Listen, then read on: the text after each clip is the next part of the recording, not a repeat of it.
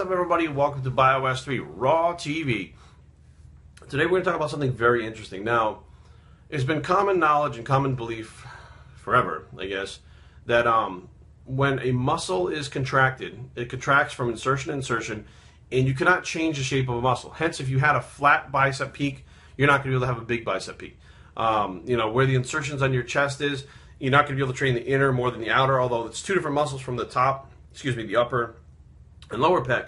You cannot train the inner compared to the outer. Now, the old school guys like Arnold and those guys had different ways of doing things where they would say, this trains your outer pec, this trains your inner pec, this trains your bicep peaks.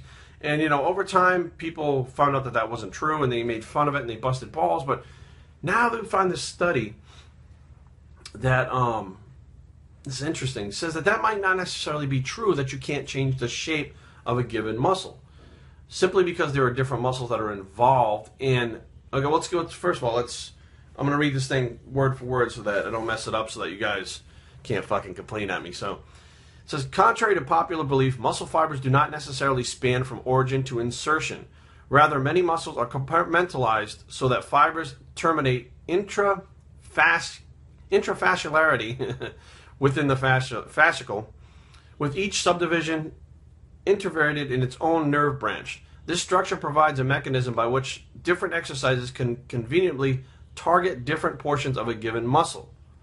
Which is interesting, because I didn't know this, but apparently there's science that backs this up that says different muscles are compartmentalized. So you can actually fire a certain part of the muscle doing a certain exercise more than another part of the muscle, which we'll get into that in a second. But it says several studies have shown that hamstrings muscles are in fact partitioned in a manner that would potentially allow for such regional specific activation.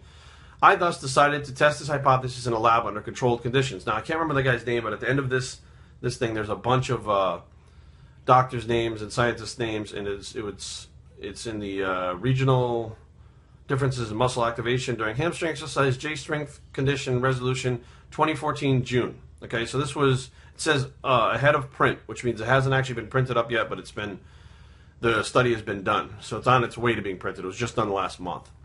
He said what they did, they took 10 young men that were recruited to participate in the study. All of the subjects were experienced with resistance training. Now, that is important because it's not some random person who has never trained before that they threw in there and they got different muscle activation. They have experience, which means that, I don't know if they're intermediate, advanced, whatever, but at least they know how to contract the muscles, whereas opposed to somebody who's never done it before may have something weird going on. They said they lift 3 times a week for a year or more. Now, that's even more interesting because a lot of these studies are like 12 weeks, 10 weeks, 8 weeks, 15 weeks, whatever. He said he employed a counterbalance design where each subject performed both the stiff-legged deadlift and the leg curl. This design provides a high degree of statistical power, thereby improving the possibility of detecting a significant difference in if one fact does exist. Now, it said the muscle activation was determined by a technique called electromyography, EMG. Electrodes were placed in the upper and lower aspects of the subject's medial and lateral hamstrings. Care was taken in placement to make sure that the crosstalk between muscles did not confound results. The subjects then performed one of the exercises followed by a lengthy rest period and then performed the other exercises. The exercises were counterbalanced, so the subject 1 performed the leg curl first, and then subject 2 performed the stiff-legged deadlift first. This ensured that the order of performance did not confound the results. All sets were performed at the subject's 8 rep max to failure. Again, if you read that, 8 rep max to failure. Okay? Not 1 rep max, not 25 reps, 8 rep max for failure. Now, why is that 8 rep max to failure so important to me? If you hit a 1 to 3 rep max, it's really not the muscle that fatigues. It's the central nervous system, the joints, and the muscles itself all fatiguing at the same time. If you hit a 15 to 20 rep muscular failure, the lactic acid buildup hits at about 10, roughly about 10, maybe 8 to 10 reps, you start to get in the pain zone. You have to go past that pain zone, which stops a lot of people. That 8 rep max, if you can fail on it, it gives you just enough power, strength, with as little metabolic fatigue as possible while the muscles are firing. So that's the weight that you want to use, essentially to build the most amount of muscle fastest. And that's a fact. Jack. Anyways,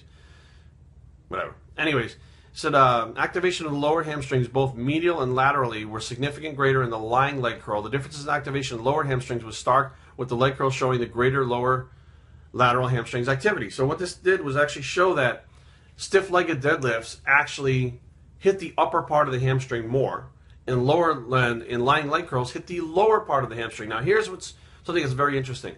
Phil Herndon actually recommended, stiff-legged deadlifts for my main hamstring exercise while I was training with him. Now, I would always feel those very, very, very high. You'd feel it like in the glute insertion, the tie-in, that upper hamstring, but really not much in the lower part of the hamstring. And since you're under the guise that the hamstring inserts from the back of your knee up into where your glute is, that as long as it's pulling, it's working that whole thing the right way. But now you also see guys with some extremely crazy lower hamstring development. Now, Tom Platz was one of these guys who squatted, leg extensions, hack squats. He did all these squats. But if you notice, he went fucking ballistic on the lying leg curl and, I don't know if it's seated leg curl, but mostly the lying leg curl all the fucking time. His lower hamstring was fucking sick, insane, crazy. Now, did he do stiff-legged deadlifts? I mean, here and there, I don't really see a lot of videos of him doing it. I don't really see him talking about it much. But that lying leg curl was a very, very big part of his hamstring training, and he had great lower hamstrings. So this study actually confirms to me that there is a difference between, upper and lower muscles, the way that they're situated. And could they be compartmentalized? I mean, this studies say that it is. Now, how the fuck do you know what is compartmentalized and what exercises fucking hit them?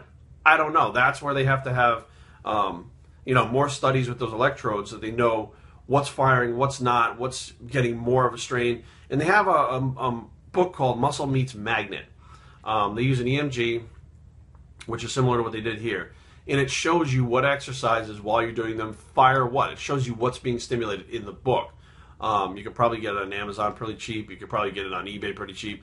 But it's not like this stuff is new and, groundbreaking. They're just figuring out now that, there is a difference. And who knows, there might be some fucking way, something to the fact that those guys back in the day would do this exercise to get a better peak and do this exercise to make the muscle fuller. Do this exercise to hit the inner pec, do this exercise to hit the outer pec. Maybe there's something to it. Just because they didn't have a scientific explanation for it at the time doesn't mean it wasn't real. And at the time, they all felt like this was working. So if they didn't see a certain body part coming up in a certain area, they wouldn't fucking say that. They would have scrapped that and moved on because they weren't going by science. They were going by what worked. So super interesting stuff that, maybe those guys like Arnold and them were right with some of this shit. Maybe they literally had their finger on the pulse of how the muscle can be shaped differently. And maybe that's why these motherfuckers were so different shaped back then. People want to complain about the drugs. If these guys could target areas that they needed to bring up and actually bring them up, they'd be more balanced than these guys that are on stage nowadays who don't believe that and keep hitting the same exercises that don't do that. Interesting, right? BioStraining@gmail.com. Leave comments down below, but don't fight. www.biostraining.com is a blog, and where you can possibly shape. I'm going to go try to make a bigger peak bicep, and we're out.